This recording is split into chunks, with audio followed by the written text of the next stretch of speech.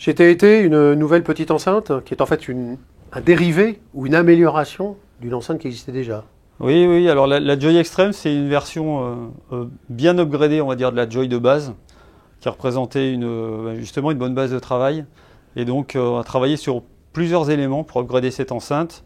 Bon, le plus visible, c'est le tweeter. On a un tweeter Beryllium qu'on retrouve aussi sur la 3 voies, la Nora. On a une évolution du filtre avec des composants Janssen Audio de très haute gamme. Évidemment, tout est en self-air. Il y a un traitement aussi au niveau vibratoire du filtre qui est particulier sur cette enceinte.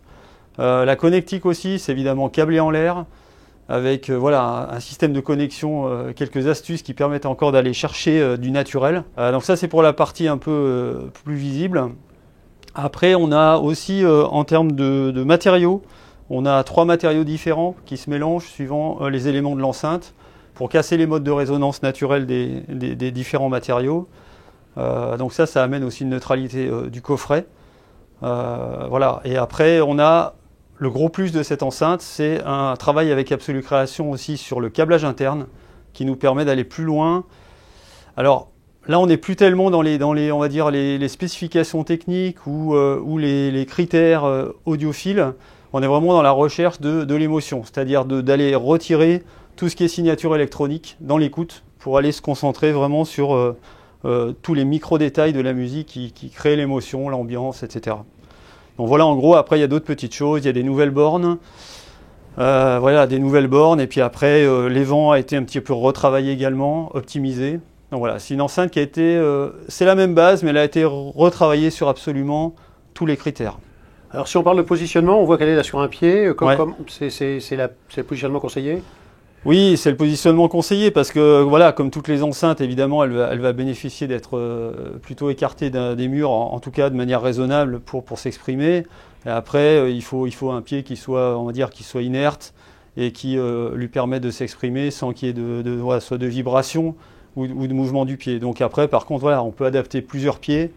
Bon là, en l'occurrence, voilà, c'est des pieds qui font 25 kg, qui sont complètement inertes et donc elle peut s'exprimer sans souci. Ouais. Un peu de Bluetack et puis voilà, et puis c'est fait. Ouais. Si on parle d'amplification, c'est très polyvalent comme enceinte, très facile à driver.